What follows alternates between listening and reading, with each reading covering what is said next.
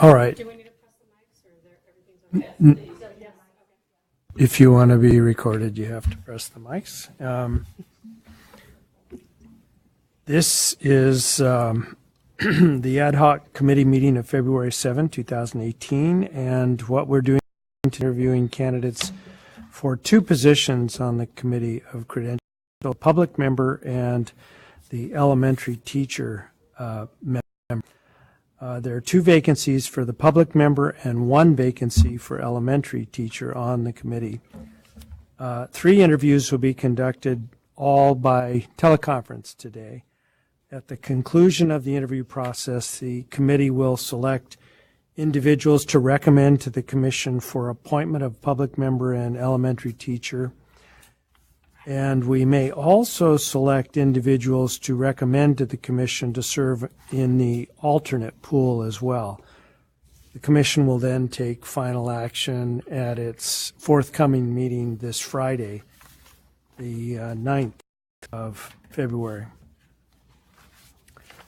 Ms. Whitnell, will you brief the ad hoc committee on the positions themselves? Yes, thank you. The public member vacancy is available to any member of the public who has not served in a certificated position within the past 5 years, and we have one application for that vacancy. And as you'll recall, the commission declared that vacancy recently for public member Tilly Solis, and she has served on the committee since 2010. So she had her last meeting in January. And so you'll be appointing someone to her vacancy if you choose to recommend this individual and the commission adopts that. And the application for the public member is from Beverly Young. And the other two are Dana Morellini for elementary teacher and Heidi Chipman also for elementary teacher. And if you'll recall, the commission declared another public member vacancy and an elementary teacher vacancy effective June 30th. And so as of July 1, the committee will need another public member and an elementary teacher. And so those are the matters before you today. So then July, right now we need one public teacher, but in July we'll need another public teacher and another public member. So right now we have one public member vacancy that will need to be filled hopefully this February.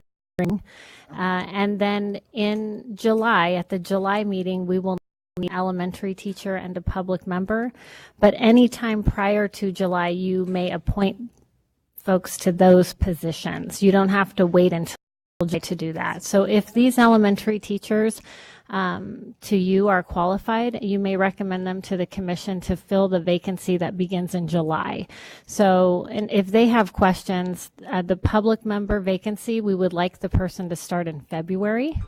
And for the elementary teachers, if the commission appoints one of them, we would like them to start in July. Any questions, Marcel? No questions. Okay, then let's bring in the first candidate, who's Beverly Young, and we'll see if we can contact her.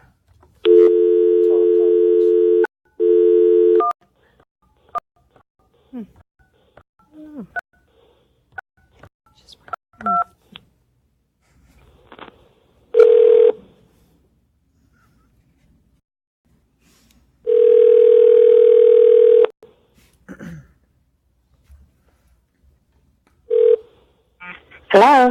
Hi, this is Kristen with the Commission on Teacher Credentialing. Is this Beverly? Hi, Kristen. Hi, Beverly.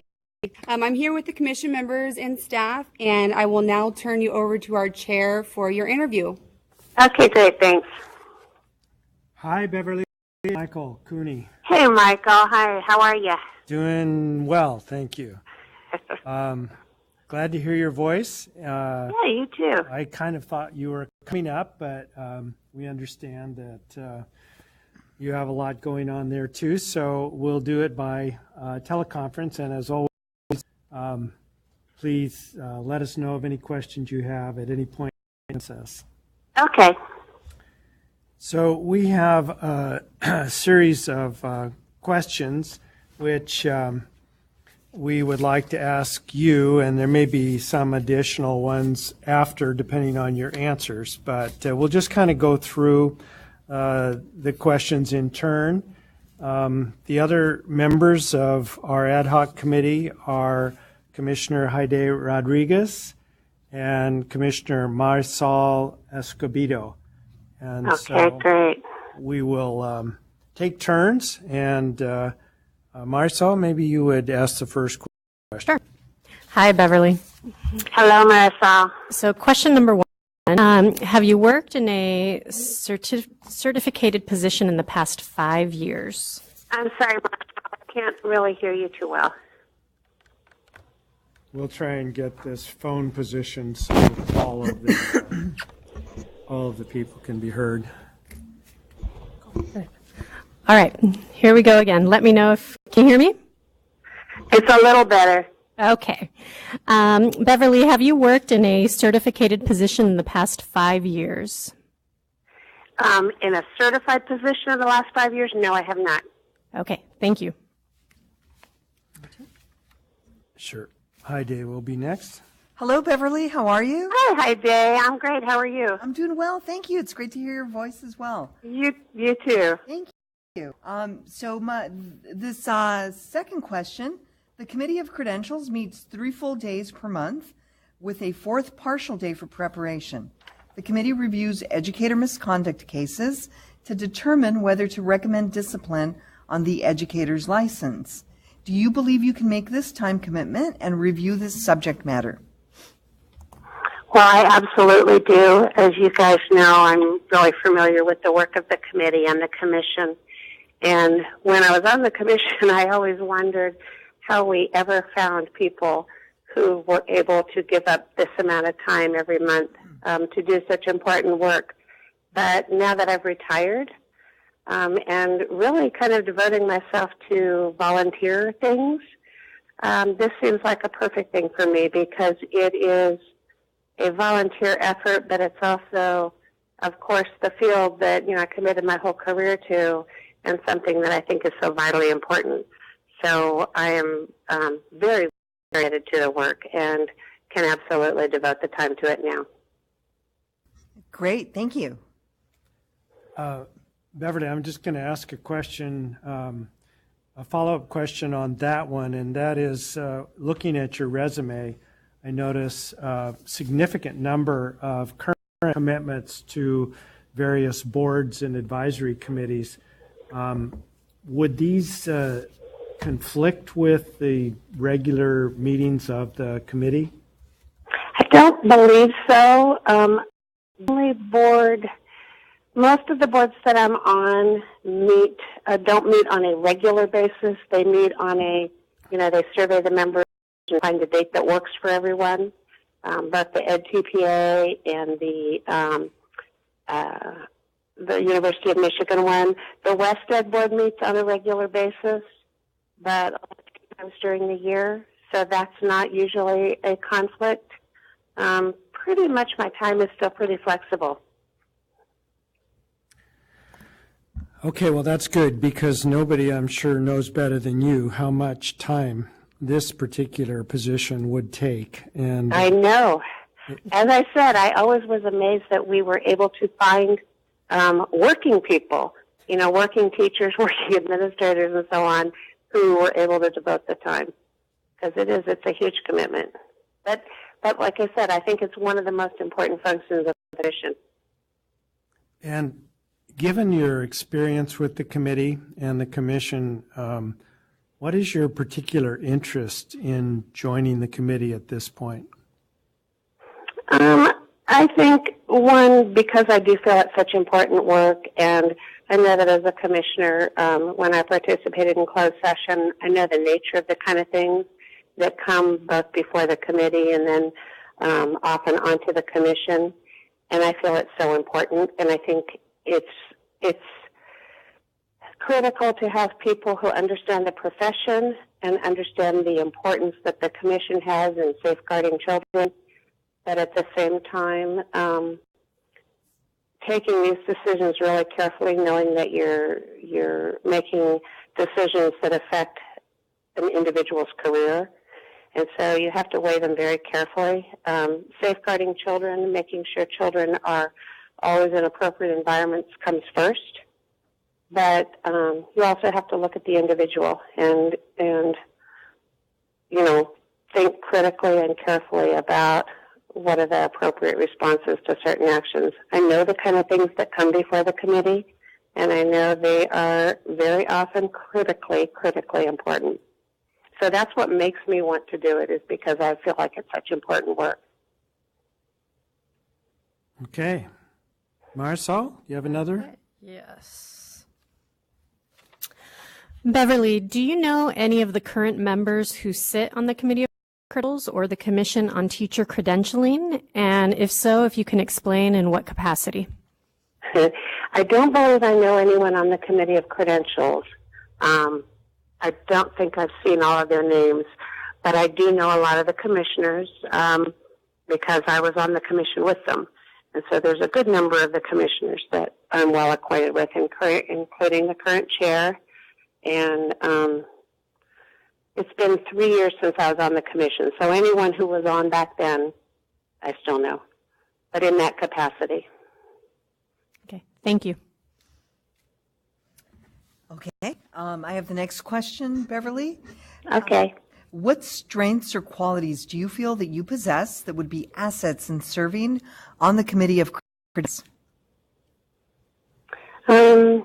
Well, I think my career-long both education and work in the field of education and credentialing, my own experience as both a teacher, a higher ed faculty member, and a commissioner, my experience with the discipline cases and the issues that come before the committee and the commission. And I think my professionalism about discretion and confidentiality, as well as the ability to listen to the viewpoints of others, being willing to compromise and make decisions that ultimately protect children as well as protect the rights of the individuals that come before the committee. I think all of those things are skills that I have and experiences that I've had. And I think that's what the committee members need to be able to do, is to be fair and to be reasoned, but also work as a group and be good listeners to one another, as well as to the people who come forward. But ultimately, the bottom line is the safety of children. As a commissioner, the standard I always put forward was, thinking of my own children in those situations and what would I want for my own children. I think that's the standard that everyone should put forward when they think about other people. Okay, excellent. Thank you. Beverly, we have some scenarios that have been about, and I'll give you the first couple, and and then my fellow committee members will add on. Scenario number one: an educator has 3 driving under the influence convictions in 1988, 1989, and 1990. On each occasion, the educator was driving alone at night. How would you approach that particular set of circumstances? I think in that case, I know that there are a number of factors that are considered. One is that it's a repeat offense for the same thing, which is a negative factor. On the positive side, that it's not during the school day. There's no evidence that children or that the professional status of the individual was involved at all. Those are both mitigating factors on either side. But in that case, and especially because it's been a couple of years since I've looked at these cases, I would, before I could say what I'd recommend, I would have to listen to the council, the CTC council recommendations, someone telling us, the committee, what the standard is, because off the top I don't remember what the standard is for that, what the appropriate discipline action is. But I think that's one of the great values of having the legal staff there as guides to the committee. Is I know that in closed session we were always able to fall back on the advisor there, the legal standard advisor there, to tell us here's what's normally done, here's what the standard is for this. So I think that that's what I would rely on is the legal standard for what is normally done in this case. But I will mitigating factors in both directions. But it sounds to me like at the outset you identified the closeness in proximity to each other, that these repeat offenses would be a factor you would weigh. Right. I would look at when they occurred, both in proximity to each other and how long ago they were. I mean, you're talking about, gosh, almost 30 years ago for the last one, 25 years ago, since 1990. So I would look at that. If there's been nothing since then, I'd want to know, why is this coming up now and what's happened since then? Maybe is this application for a new credential? I think all of those things are relevant. And I think it's relevant, too, when we have allegations that come forward where a discipline issue is directly affecting children or what goes on during the school day. I know that the commission responded differently to offenses that occurred outside of the professional time as opposed to during school hours or on school property, or things that impacted other people or caused injury to other people. All of those things were mitigating factors. But again, I think those are all things to consider. But I'd want to know, what has happened since. Have they had rehab? Have they done, effort to recognize that there was a problem and they've made an effort to deal with it? And then ultimately I would go by the counsel of the legal staff as to what's the normal disciplinary action. Well, I was going to change the scenario by one fact, and that was if we added in that there were additional being under the influence convictions in 2015 and 16, you would consider that to be a factor. I would. So they had this issue, 25 years ago, and now it's recurring.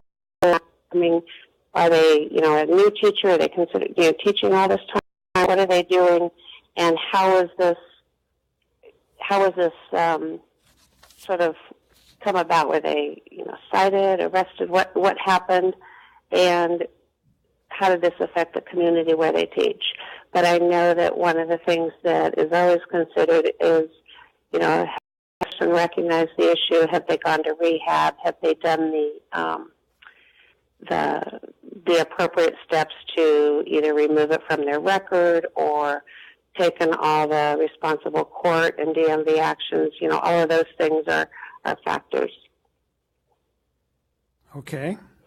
But I know every single case that comes up there is different from one another. And so that's why I think that having the legal staff there is really helpful, because it sort of shapes, I think it gives the committee and the commission sort of the parameters of the norms of action. So we sort of know where things fall. A couple of different scenarios, Marisol. Mm-hmm. All right, Beverly, the next scenario. An educator was convicted of a single count of petty theft in February. I'm sorry, Marisol. I can't distinguish what you're saying. How about now? We're going to move the phone a little closer. Okay, thanks. It's okay, just for this. All right, can you hear me now? Oh, so much better. Oh, perfect. All right, Beverly. For scenario number 3, an educator was convicted of a single count of petty theft in February 2015. The educator stole $430 from the drama club school where she works. What would you look at here in this particular case?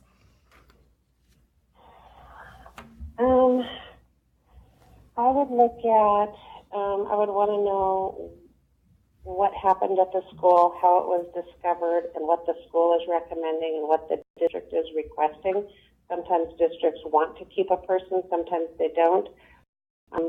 I think that a petty theft that involves school and stealing from the students is a much more serious situation than other kinds of theft. I mean, obviously, the morals are the same in terms of being dishonest and stealing, but abusing a position of trust that you have at school and stealing directly from students that you're meant to be there to support and protect makes it much more serious.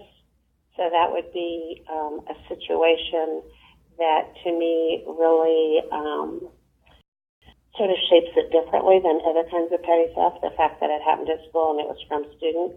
And so, again, I couldn't tell you off the top of my head what I think the discipline is for that. Again, I think after you're on the committee a while, you probably know what is normally done, whether that's a license suspension, whether it's a rebuke, or whether it's a or private admonition.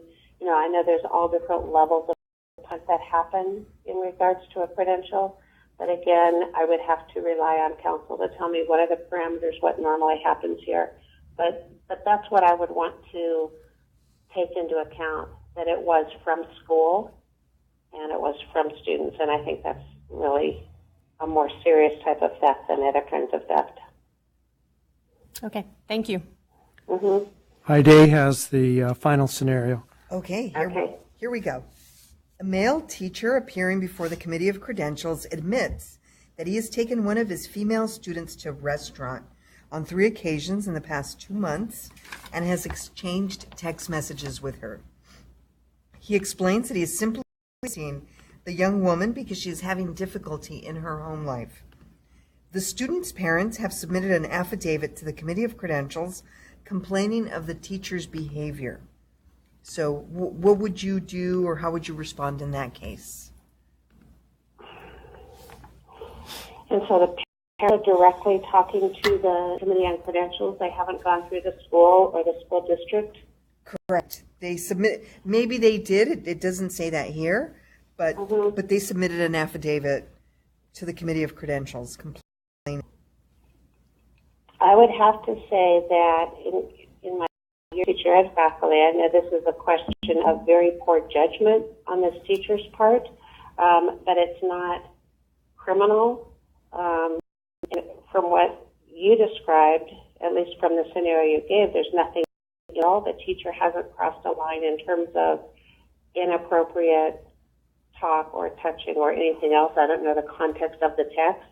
At face value, I'm going to say, well, at face value, you said that the teacher just said he was supporting the student. But he is guilty of very poor judgment about what could be construed as inappropriate or immoral conduct.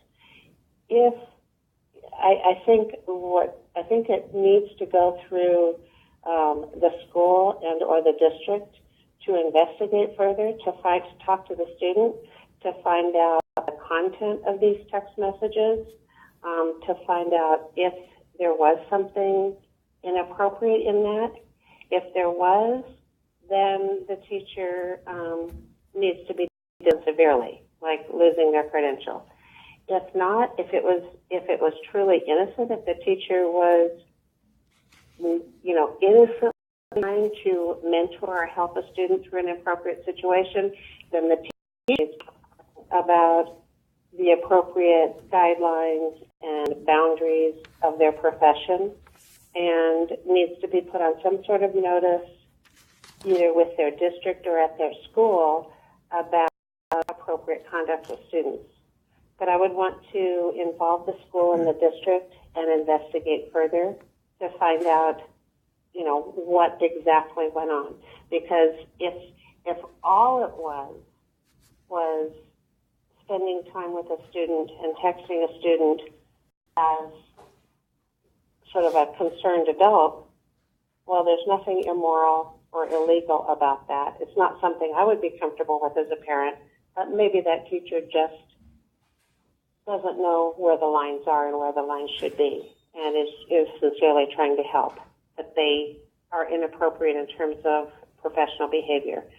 If it's something more than that, then a serious consequence. So I think from the information you gave, we don't know enough yet to take action against the teacher.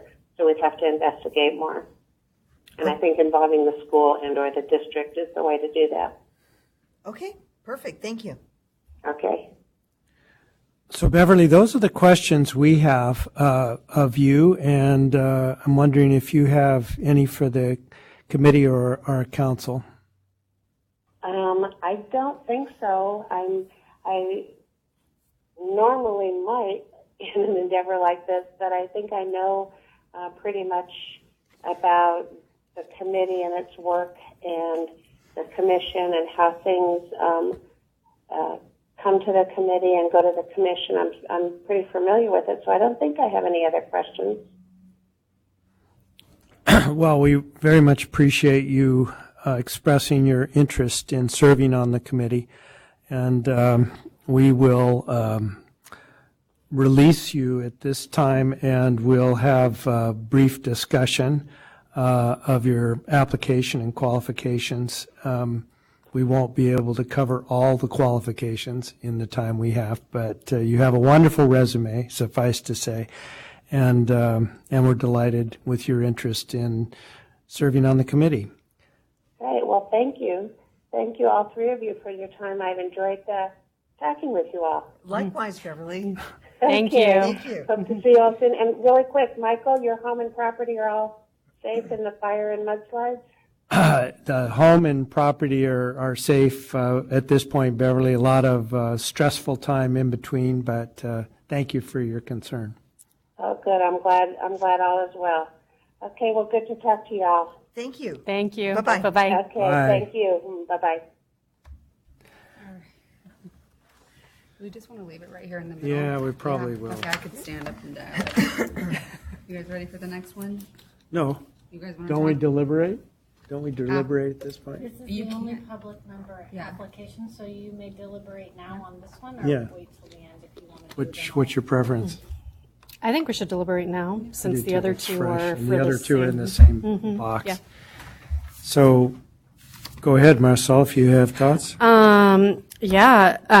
Very impressed with Beverly. She's very familiar with the workload.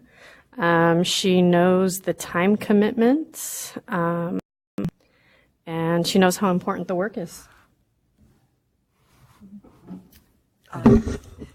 The same. I echo what Marisol said. I have the exact same thing. Is available. She knows what it entails time-wise. She's seems prepared to make that commitment. Has a deep understanding of what the work is about and the seriousness of the work that the COA does. Let's see here. Her background in and of itself, she brings in, while not a classroom perspective, a little more of an overarching perspective as a college person. And I was definitely very impressed and would recommend. Can I add one more thing? By all means. At the beginning of the interview, she emphasized how she would look at these cases critically and keep in mind how we can protect the children of California and also, keeping in mind the rights of the individual. And I can definitely see that as she was going through each scenario, just the questions she was asking and how thorough she was in looking into these cases. Well, it's it's so rare a treat to have someone who has committed the time she has to this commission in particular in the past, wanting to spend part of her retirement time doing the real hard ground level work that we so depend on. And she certainly has all the experience and capability, more than we would see from a public member. So I'd welcome a motion to recommend to the commission that she be appointed as a public member to begin service immediately. I move to recommend Beverly Young as public member to begin service immediately. I second. All in favor, say aye. Aye. Okay, we're unanimous on Beverly Young, and we will next proceed with the two applicants for the elementary school teacher. And the first of those is Heidi Chipman. So let's see if we can get her on the line.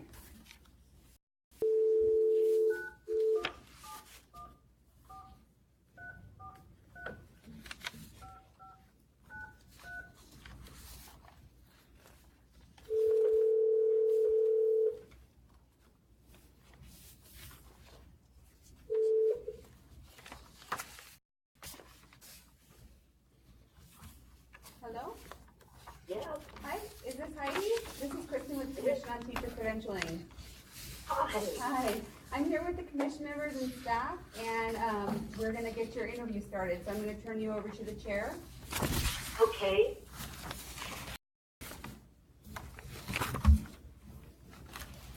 Hi, I'm Michael Cooney. I'm chairing the Ad-Hoc Committee tasked with interviewing today candidates for the Committee of Credentials. And we have your application as a sitting elementary school teacher, and we welcome your interest in the committee. So we have Thank you, Michael. we have a series of questions that have been thought about in advance, but we're entirely open to receiving questions from you as well, and we may have some additional questions at the end. But if at any point you don't understand a question that we're asking or need clarification, just speak right up. It's a little more difficult over the phone, but we'll make it work. We'll make it work. Okay, so my fellow committee members are Marcel Escobedo, who will be asking the first question of you, and Heidi Rodriguez, who will ask the next. Okay. All right. Hello, Heidi. Hi, Marcel. All right. Are you currently a full-time certificated classroom teacher in the public elementary schools with not less than 5 years of classroom experience? I certainly am. Okay, Thank you. great. Hello, Heidi, it's Ivette. I have the second question for you. The Committee of Credentials meets 3 full days per month with a 4th partial day for preparation. The committee reviews educator misconduct cases to determine whether to recommend discipline on the educator's license. Do you believe you can make this time commitment and review this subject matter? Certainly do. Okay, great. Thank you. These are not hard questions. No. Just wait. Hang in there. Yeah, right. Before I ask another question, I wanted to follow up on Commissioner Rodriguez's question, and that is, we've seen your resume and we've seen who you are and how many other commitments and obligations you've passed. So I'm just wondering how, if you've thought about it, you're going to be able to schedule these regular meetings as a member of the committee. That's a very good question. On my resume, I believe not most of them, a good percentage of them are past experiences. Currently, I work on the Institute of Teachers through CTA, which is that focuses on strength-based teaching and improving the teaching environment for our students. and that one is my only regular meeting that I attend. I am an alternate on the state council currently, so I don't go to those regular meetings. And then the district, I don't know, in the district meetings, those are like once every 2 to 3 months. So I'm pretty okay with my schedule. Okay, good. Just wanted to have you think that through with us because it's such an important part of the commitment. Right, I understand. What is your interest in serving on the Committee of Credentials? What my interest is, basically, I am a lifelong educator, and I feel very passionate about maintaining good professionals in our profession, and just making sure that its students are getting the best. Okay, great. Marcel? All right, Heidi, the next question. Do you know any of the current members who sit on the Committee of Credentials or the Commission on Teacher Credentialing? And if so, if you can explain in what capacity? I don't know anyone personally. I only know by names, and that would be, of course, I'm drawing a blank right now. The woman who was the teacher in Stanford, Hammond. I only recognized her name on the list. And there's another young lady that I recognize her name from CTA. Alicia Hind, maybe? Yes, I think that's her. I recognize her name. But I don't know either of them personally. Do you know any members of the committee as opposed to the commission? No, none. Should I? No. No, if you did, it might be relevant to your position on the committee. That's all. Got it. Okay. It's Ida again. Heidi, what strengths or qualities do you feel you possess that would be assets in serving on the Committee of Credentials? Well, I have been in education for 35 years. I have worked with administrators, new teachers, my colleagues on committees that look at good practices. I'm very concerned about our new teachers, the ones that are coming in through our colleges. And again, just very, I'm a good communicator. I'm a good listener. And I believe that I'm also a very fair person. If I follow up with, what is it that concerns you about the new teacher coming in? Their longevity. Just a side note, my doctoral dissertation was on millennials in education, and I'm very passionate about keeping them in the profession, and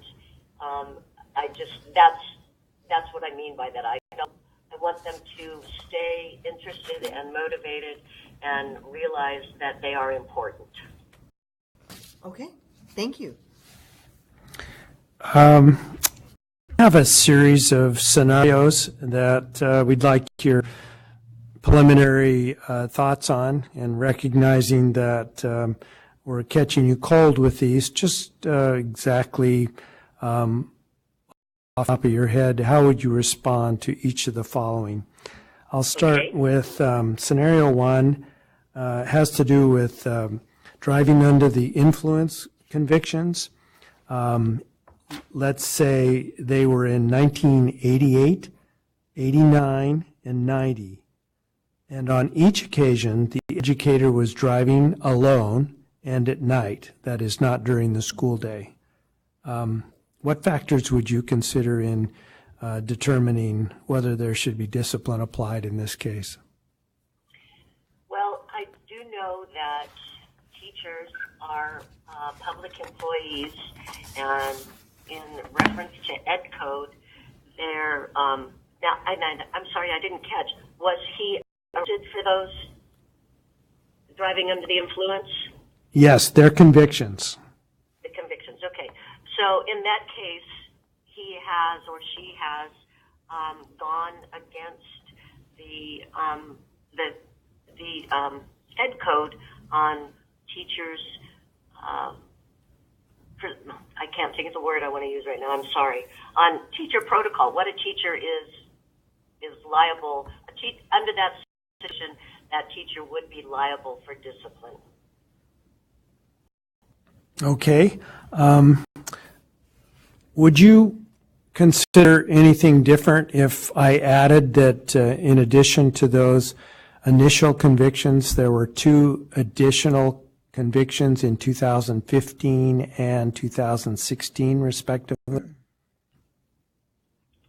I add any other consideration? Well, I would definitely think that this was and, you know, on the human side, that this individual would definitely need to have some intervention and help. However, within the profession, it would be a very unfortunate situation if that teacher was back in a classroom, say, under the influence or driving during an afternoon or day around schools, leaving campus. I think that it would be a very, I don't think with the 2 additional charges that it would be as marginal as the previous ones. I think that it would be pretty sound that this individual needed some help and would need to be disciplined as far as keeping them in front of children. Okay, great. Who has number 3? Do number 3. All right, Heidi, here's the next scenario. An educator was convicted of a single count of petty theft in February 2015. The educator stole $430 from the drama club at the school where she works. How would you go forward with this case? Petty theft is a misdemeanor. And I'm sorry, in this scenario, this happened in, I listened, but I didn't hear you. What year again? February 2015. 2015. Okay. Yes. So now we're in 2018. They have they been a teacher for a long period of time? Do I have that information? That's not given in the scenario, no. Okay. All right. It's a misdemeanor. I think it would probably be handled by the law.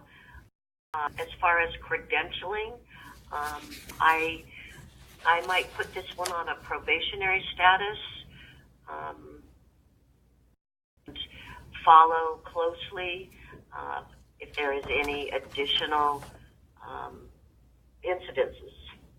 I have to say that I'm not quite sure. Can your credential be probationary after you've been tenured? Can it be on a year-to-year basis?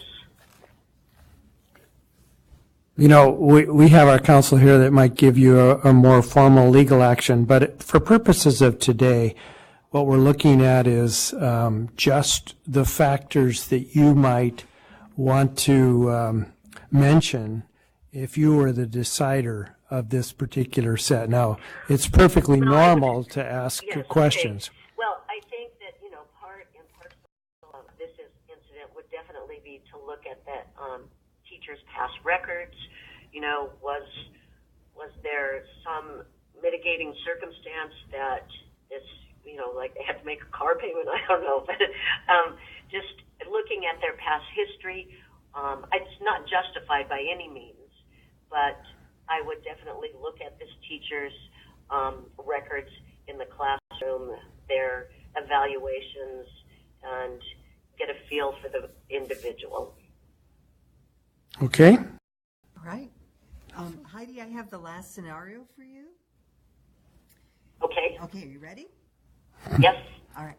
A male teacher appearing before the Committee of Credentials admits that he has taken one of his female students to a restaurant on 3 occasions in the past 2 months and has exchanged text messages with her.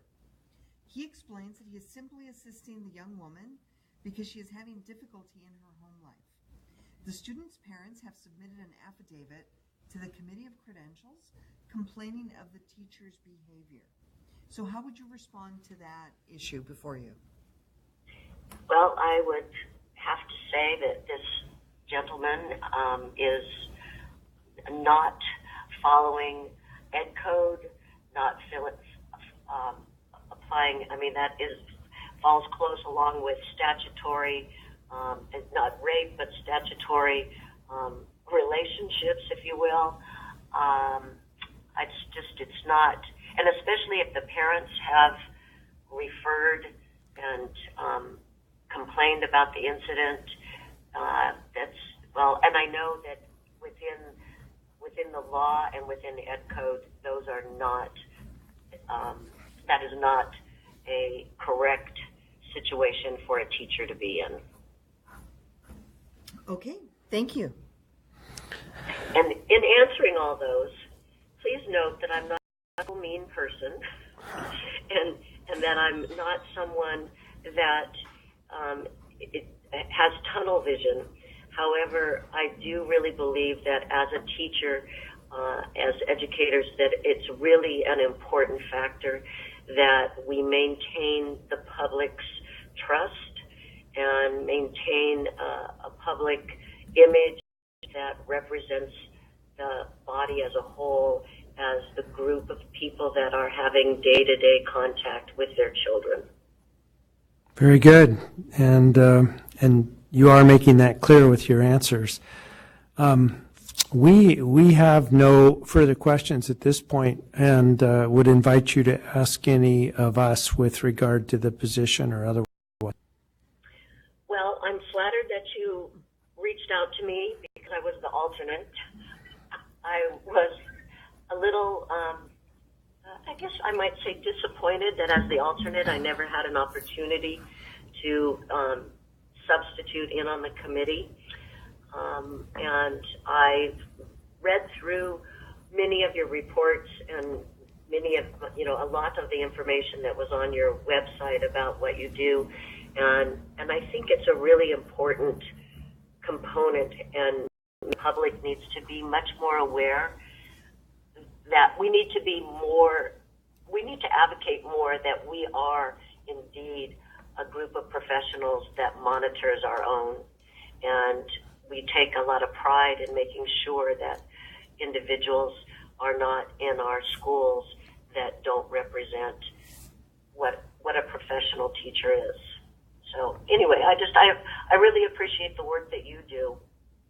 And thank you. I know that it's not an easy job, and I know that it's not an easy job because I've been on the other side as a union representative, and sometimes it's a very fine line, but I don't think that there is a fine line when it comes to the welfare of children. So keep up the good work. Thank you. Thank you. Just a comment, Heidi.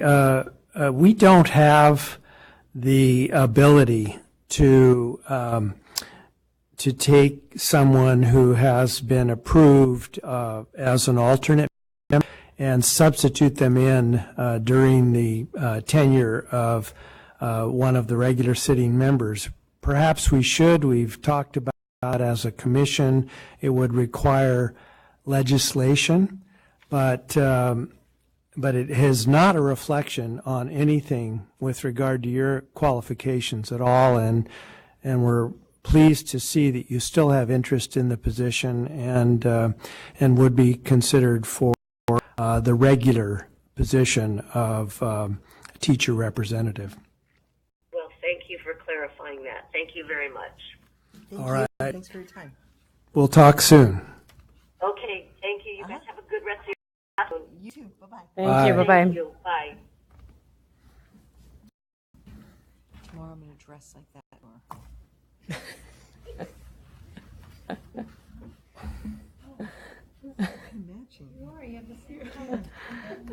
Tomorrow I'll go mustard. Emergency. Emergency, I'll put a warble sound. Yeah. Yeah. Are we behind? Or are we on No, time? we're not. We're 10 minutes ahead. Okay. Don't run. Don't run. Don't want you to fall in those shoes. 2-minute break. Okay. All right.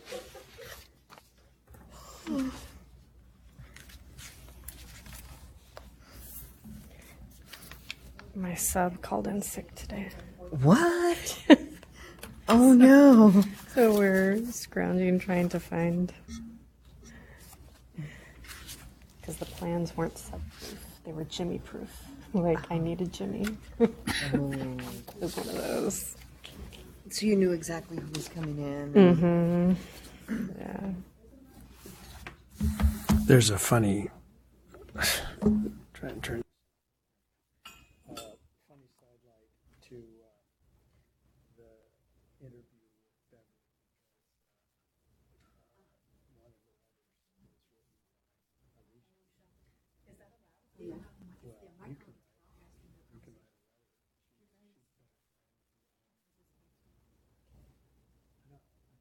Okay. Thank you for remembering. But,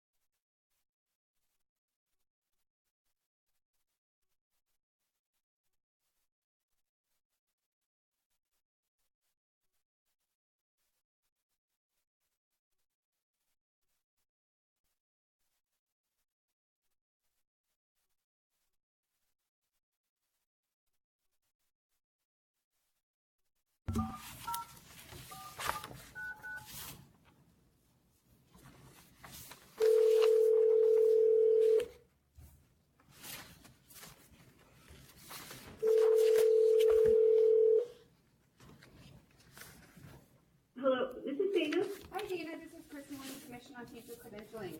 Hey. Hi, I'm here with the commission members, and I'm going to now turn it over to Chair Cooney to begin your interview, okay? Okay, thank you. good afternoon, Dana. I'm Michael Cooney, and I'm chairing the Ad Hoc Committee tasked with interviewing the candidates for our Committee of Credential vacancies. And I'm with two of my fellow commissioners, Heide Rodriguez and Marisol Escobedo.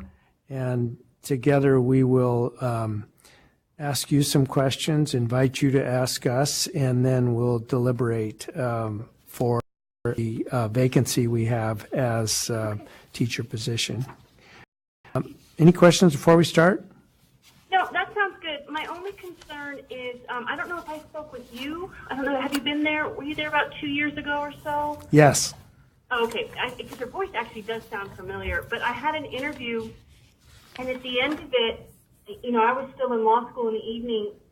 It was just, I needed to come the night before, which I didn't know because it wasn't listed, and I had to withdraw my name.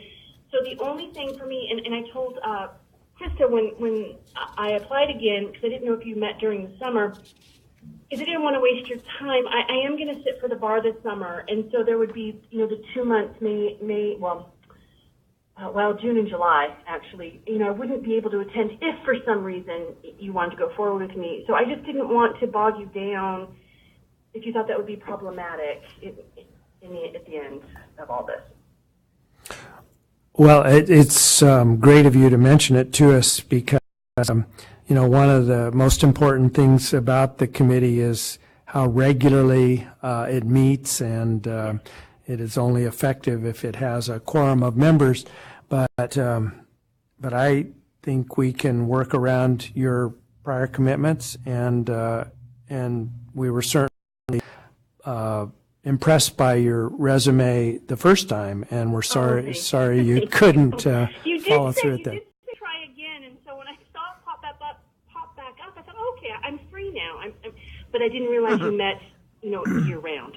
And when I found that out, I just kind of went, oh, I just need to, divulge before. Anyway, so okay, well, there you go. Yep, thanks. Appreciate that. Okay, let's get started. We have the questions that we're going to ask, and then we'll give you a chance to either make a statement or ask any questions you have about the position. Okay. Marisol will ask the first question. Hi, Dana. Hi, Marisol. Are you currently a full-time certificated classroom teacher in the public elementary school with not less than 5 years of classroom experience? Yes. Thank you. Okay. This is Aide, and I have the second question for you. The Committee of Credentials meets 3 full days per month with a 4th partial day for preparation. The committee reviews educator misconduct cases to determine whether to recommend discipline on the educator's license. Do you believe you can make this time commitment and review the subject matter? Yes, aside from upcoming bar prep, yes. And because I think it's a 2-year rotation, and yes, I feel confident other than this summer. Okay, thank you. Thank you. Dana, I was trying to remember our first interview, and you probably indicated it at that time, but it tells us something that you're still willing to commit to the position. But why are you in particular interested in the Committee of Credentials? I do believe in process. So I have, I've sat and I've worked with my union for grievances, and I've did work at clinics in law school, and, bad things happen. People do things that are not okay, but they still are afforded a process. And so I think it's important to have people who recognize that and can go through the process. As far as coming to the state, my big interest, I have to confess, is Linda Darling Hammond sits on I think she still sits on your committee at CTC. She's our chair. Oh, okay, because she had written a lot of things that I've read in the past, and that's what sparked my interest last time, was that she was a committee member, and I just thought it would be, as a classroom teacher, you're very isolated. I love my work with my group of little guys, but to get out and to see what's actually happening in education, I would like to, I'm sure there isn't a teacher around that can't point out some things that, hopefully can be different and need real input from people on the front line. So there is this part of that wants to reach out and see what committees, do, like at the CTC, and to see what kind of work can be done to make sure that it really is a profession that can keep its integrity and, just improve. There just it is such a big can of worms, some of the problems, but so this was sort of my first attempt to kind of see, what is happening at the state level with teaching. Okay. Marissa? All right. Dana, do you know any of the current members who sit on the Committee of Credentials or the Commission on Teacher Credentialing? And, I don't. No. Oh, sorry. I'm sorry. Go ahead. Okay. I was going to say, and if so, if you can explain in what capacity. I did scan through the current members. I don't know anybody. Linda Darling Hammond is just someone I've known from her writings. I was first introduced to her opinions on early education and testing. I spoke with Lonnie Hancock, representatives here in Northern California. We spoke to the Senate Education Committee and a U.S. Representative Committee about second grade testing quite a few years back. And one of the I used that was given at that time was from Linda Darling, and her philosophies just rang true to me. So that's my only connection is her as an author and an educator. I guess some of her work she's done, but that's it. Okay. Thank you. Before I ask you the next question, I'm just going to clarify that the Committee of Credentials, and I believe you know this, is different than the Commission on Teacher Credentialing. Yes. Okay, all right, because so Linda chairs the CTC, and then the Committee of Credentials makes recommendations that, but we don't work together. So it's a different set of people. You are a committee that was formed statutorily from the CTC office, though, right? Aren't you part of? We're part of the, okay, so the three of us, we're commissioners, and we serve on the CTC with Linda. And, but the Committee of Credentials is also here at the CTC, but it's a different group of people who, okay, just wanted to make that clear. No, I understand that. I just, her name, was, part of the CTC when I first did the application, and it interested me that I saw her name, that she was a part of the organization, because I was just, I appreciate some of the work she's done. Absolutely, yeah. I'm not expecting to work with her or know her. It caught my attention that she was part of the organization. Okay, excellent. Does that make sense? Yes. I just wanted to clarify. Then wanted to make sure that we were on the same page with that. But okay, so let me ask the following question: what strengths or qualities do you feel that you possess that would be assets in serving on the Committee of Credentials? Well, I do have, I'm not a licensed attorney, but I do have a legal education. I feel that I can read law in cases. I've had that experience. I worked with the public during law school in different types of clinics, and able to kind of parse out the problems people were having compared to the law. I think I'm someone who's logical and appreciates process, but I also feel that I'm an empathetic human being. I still have my human side to me. So I'd like to think they balance each other out, that I don't go too far in either direction. I think if that were to be, if I had to sum myself up, I think I'm pretty balanced between, I'm probably rambling. Sorry, it's the 4:30, long day. Apologize. It's okay. No. Yeah, I think that's my one of my better. Was it just qualities? Was that the gist of that question? Yes. Strengths that you would bring, strengths or qualities, and you weren't rambling, by the way. Okay. Thank you. Well, I just read the CTC policy manual, so I am pretty thorough. I like to know what I'm getting into. Chapter 5. I am pretty thorough, and if I'm going to do something, I'm going to give it my best, my all. I do like to learn new things and have these kind of new experiences. So I think I would be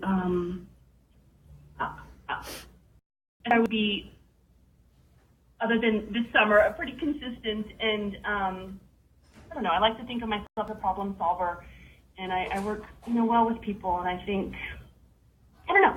So I'm sorry, I am rambling now. So. Okay. Thank you.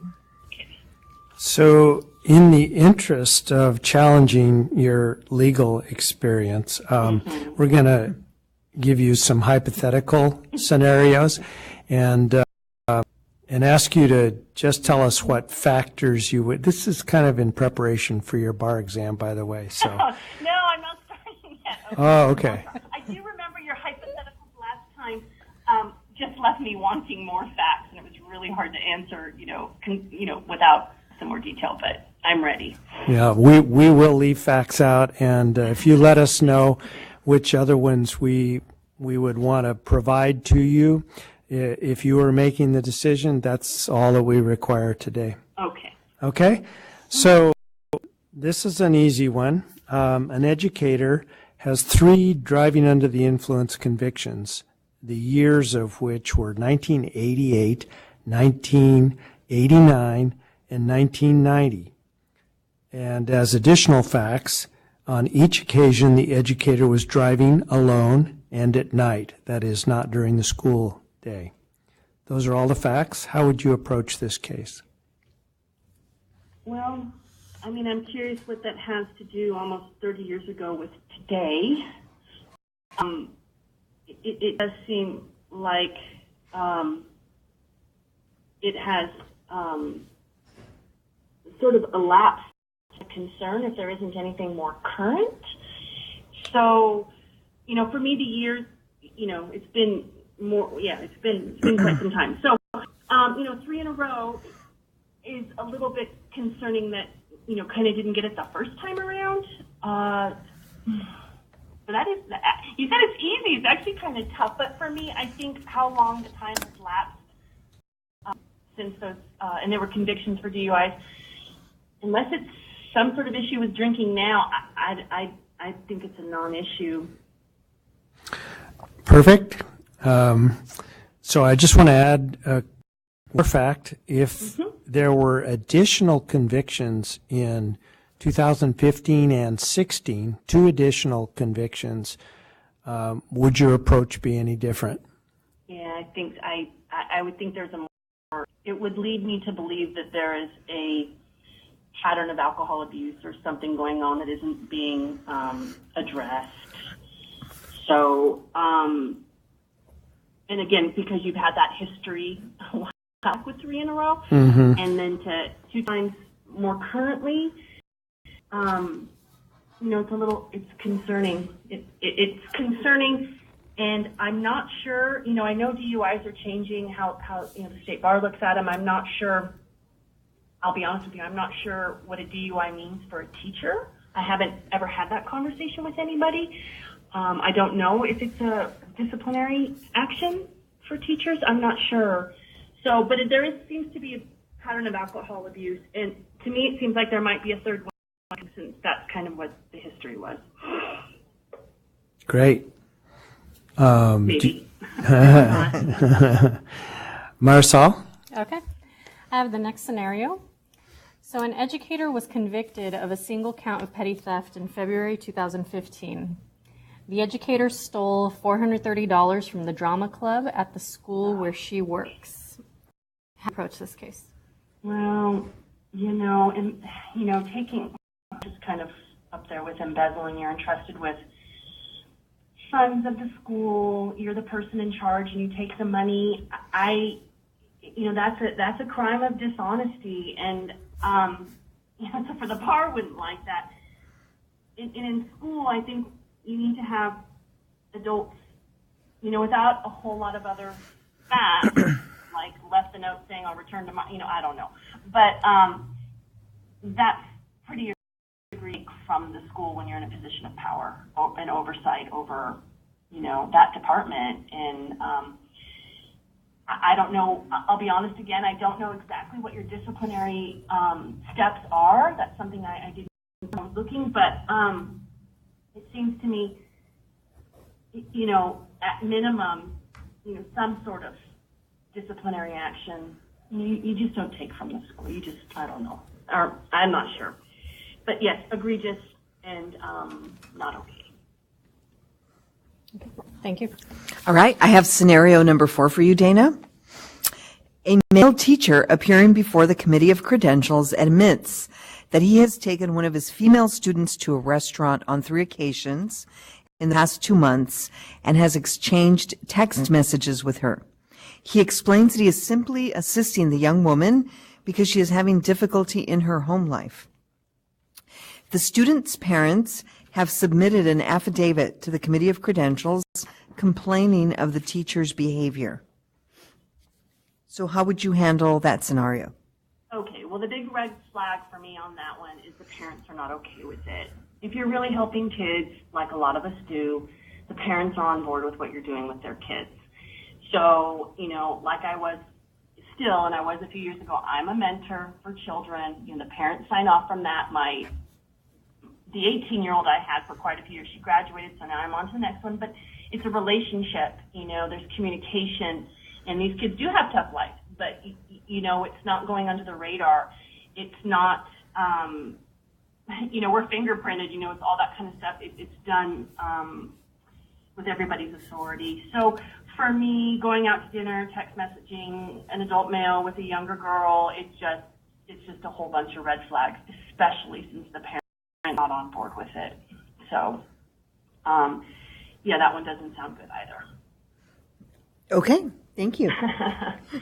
Dana, I have a question that I took from your resume just because I don't know the initials. You have 2 degrees, it looks like, from College School of Law, your JD in 2015, and then MLS. I know that's not multiple listing service, so I'm just what that stands for. That's the master's for legal studies. Oh.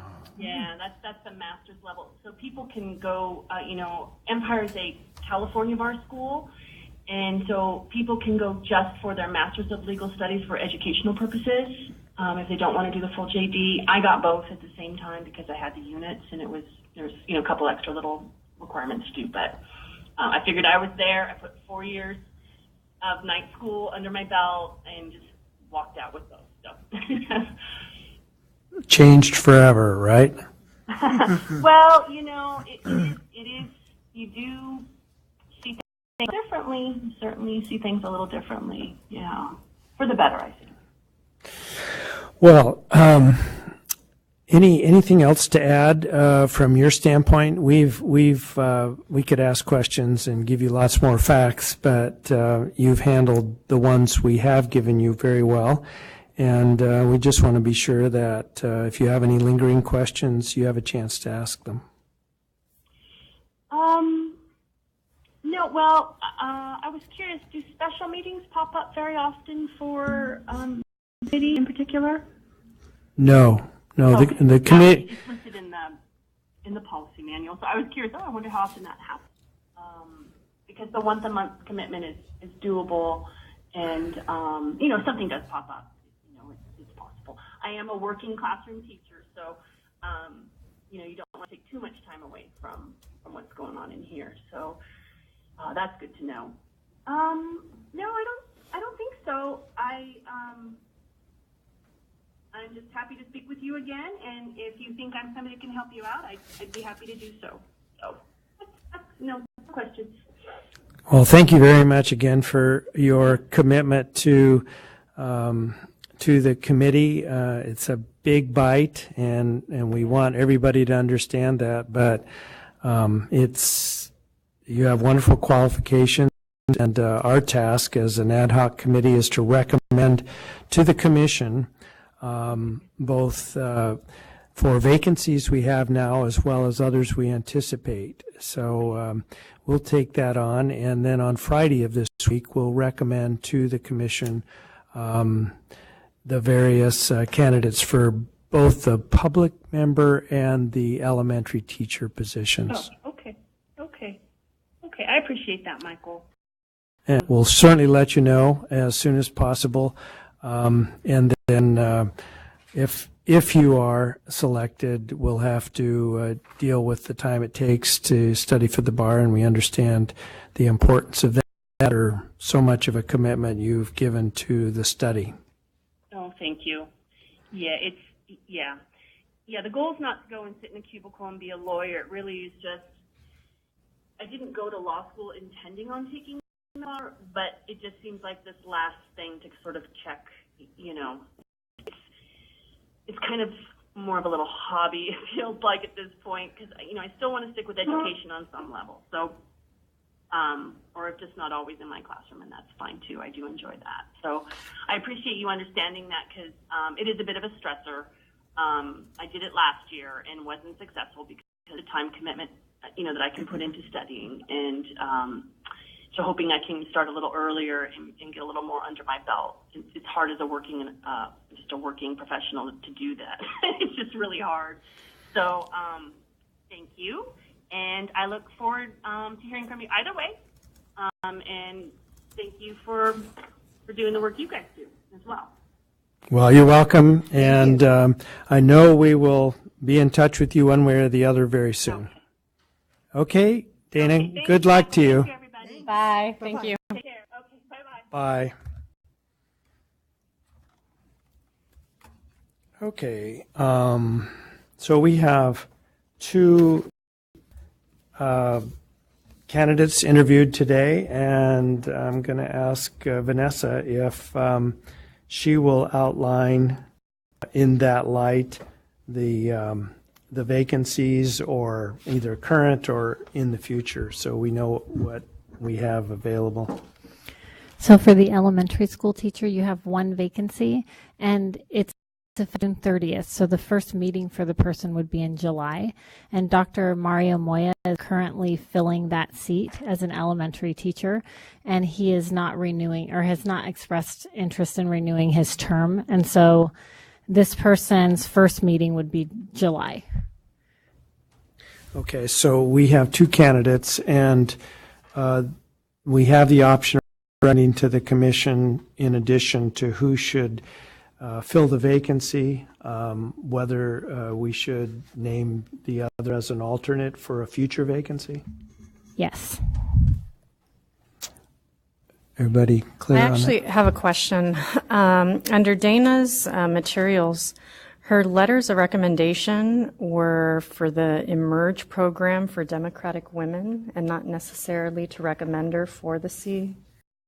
Was that is there some background to that, or was that on purpose? Or? That's what she submitted. Okay. And there is a, Yeah. I was looking at the ones on. Okay.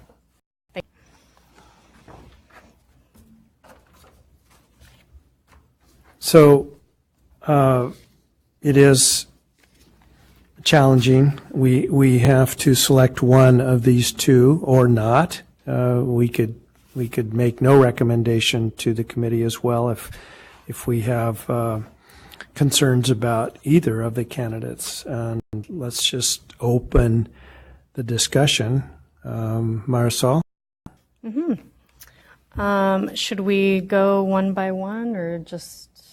I think it's fine any way you want to do it. Okay. If you want to compare and indicate pluses and minuses for both at the same time, that's fine.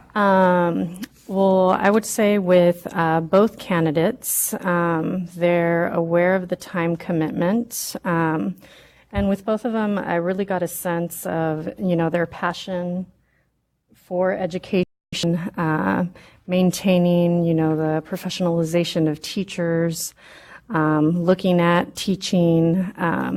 Heidi in particular, I wrote down her quote at the end. We're a group of professionals that monitor our own, which I thought was really great. In terms of their strengths, both very experienced in education. They both emphasize that they, work well with others, fair, balanced in terms of looking at these cases. When we're looking at the scenarios, particularly with scenario number 3, I would have liked to see Heidi mention more in terms of the impact on students in the school as a result of the petty theft. It was a little too much in terms of the teacher. Could they not make a car payment, whatever it may be? Whereas I found Dana, when looking at the cases, it was sort of the big picture in terms of looking at the human side, what the person, and also the impact on the school and the children. Heidi? All right. There were definitely strengths to both of the candidates. They're both very committed to education and to the image that we project as educators, the importance of that image. They've demonstrated leadership, both of them, at union levels, and so I think they've been on this process, maybe on the other side, and at the site level. I'll echo Marisol's Commissioner Escobedo's comment on the question about the funds from the drug. That was I sort of saw that as a little bit of a union response, like looking at did the person need the money, and which is fine. It's good to have that balance as well. But I thought that was interesting. In the time that I've sat on the Ad Hoc Committee, I've never heard anybody propose that other aspect. And let's see here. They're both very driven, and their CVs demonstrate that, the work that they've done. I think Dana definitely brings in the legal strength of being able to look at the this, whereas I don't doubt that Heidi, because of her experience with CTA, could do that as well. I think that they, with the proper what's the word I'm looking for? Immersion into the process, that they would both be very committed. Because I'm sure that's how it happens. It's immersion. Hi, Mary.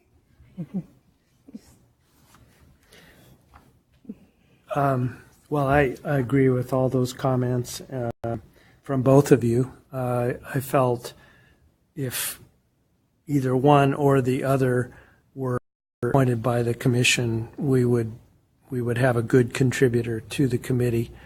I worry a little bit about commitment, time commitment, and maybe it's just they aren't familiar with how much time it has taken. We've talked about the 3 days a month, but there's preparation time on top of that, and I always marvel at, as our public member candidate indicated, that we can get people of high qualifications that are willing to commit to that, and our current members certainly exemplify that.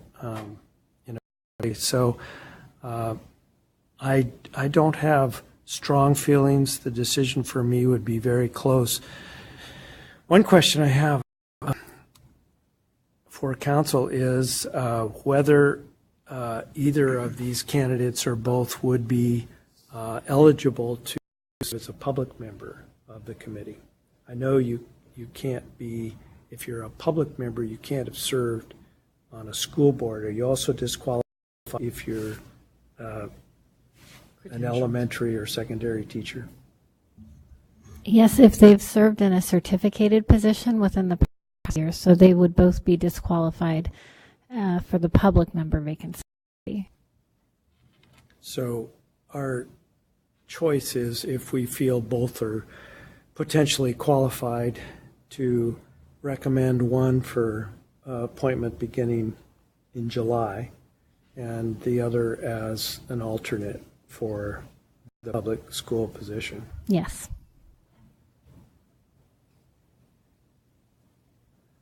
Well, the factor there, an additional, not a huge, heavy weighted one, is that we did this to Heidi already. We put her in as an alternate the last time, and she was disappointed that she hasn't had a chance to serve. So,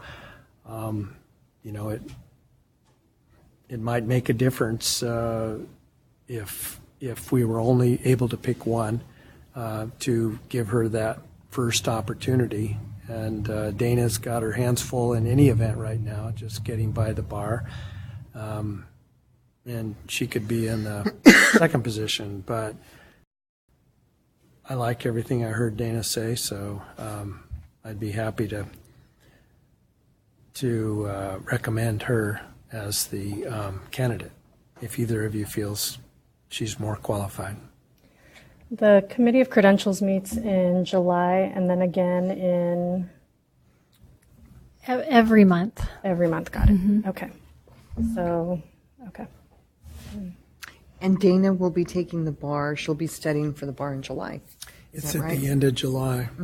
So there's no chance she'd make the July meeting, and the vacancy isn't open until July, so she wouldn't be in conflict for the month of June, presumably.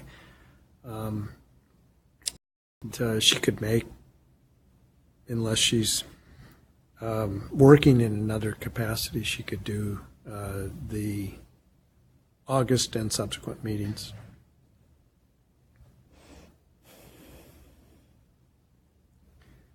Anything you've seen that you'd like to contribute? I think I'll leave the deliberations to you, to you all. We have screened them for eligibility, but in terms of what this commission wants to see in its appointees to the Committee of Credentials, that certainly rests on your shoulders, unfortunately. All of these questions were designed to prompt the applicants to answer on issues that are important to their analysis as committee members. And I think just if you're struggling over which one or the other or whether to appoint either, just going back to the questions to see whether they answered in a manner that is consistent with how this commission wants the committee members to perceive these issues. So certainly there are the legal requirements, and lawyers are in there to explain what those are, but then there is also the spirit of this commission. So I would just encourage you to go back to those questions and review their answers and determine whether that's what you want forward.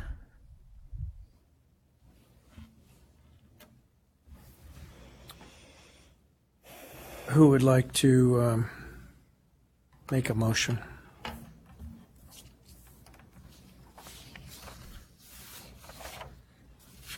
We're that close.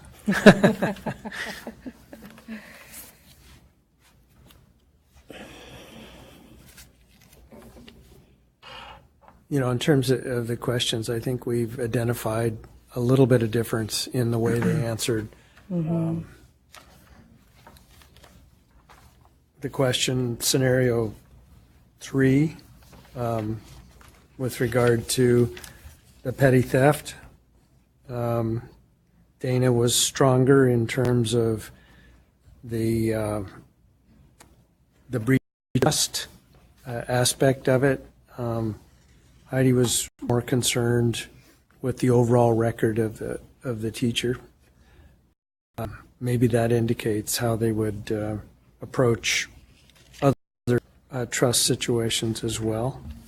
But in my view, it's very close in terms of how they answer questions. I think they were both concerned and thoughtful and tried to explain what issues would be important to them.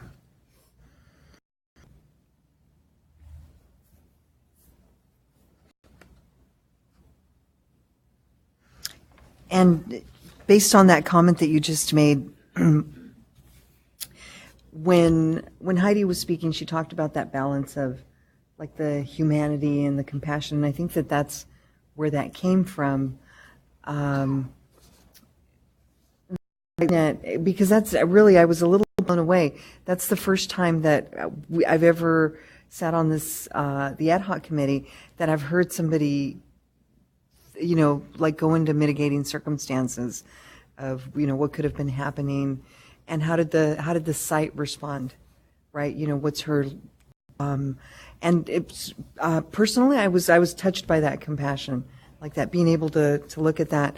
And I imagine the conversations taking place, you know, in the room, where being a sounding board for, like, well, let's look at this and let's look at that. And as a commissioner, I would appreciate knowing that conversations are being had sort of in a, that are complete, as opposed to everybody sitting there going, yeah, look, you know, this, it was an affront, and, you know, and like, yeah, it was, without having that voice, that, so to not have it be like an echo chamber.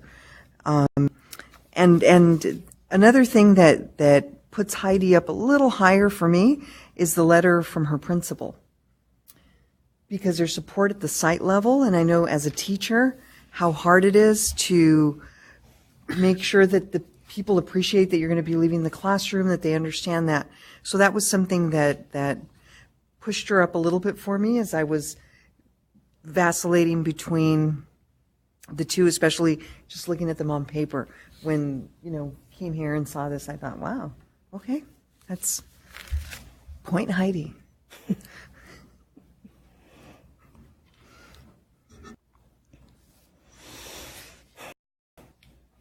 Marisol, any distinction between the two that you'd like to identify? You know, I also saw Dana emphasize the human side as well. You know, going back to the scenarios, you know, we've talked about scenario number 3 quite a few times. But Heidi, you know, also mentioned, she said, I'm not a cruel or mean person. And, you know, it's not about being cruel or mean. It's about looking at these cases and looking at what's best for kids, what's best for our schools, best for each individual kid in the classroom. So my vote would be for Dana.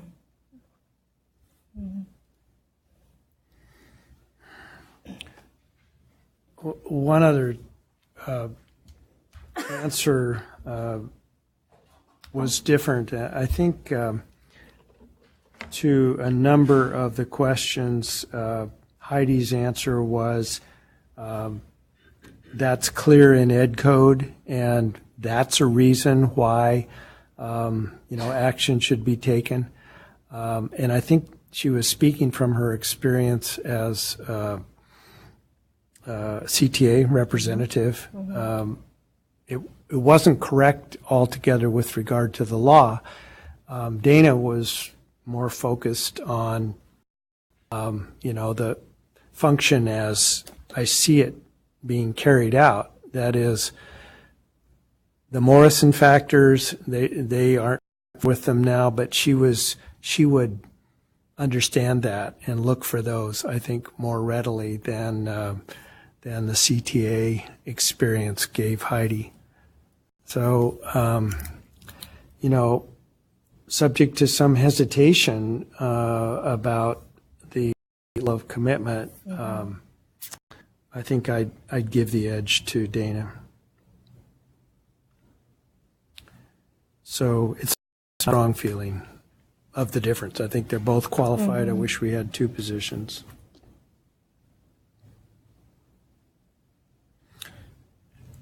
Shall we vote? Okay, so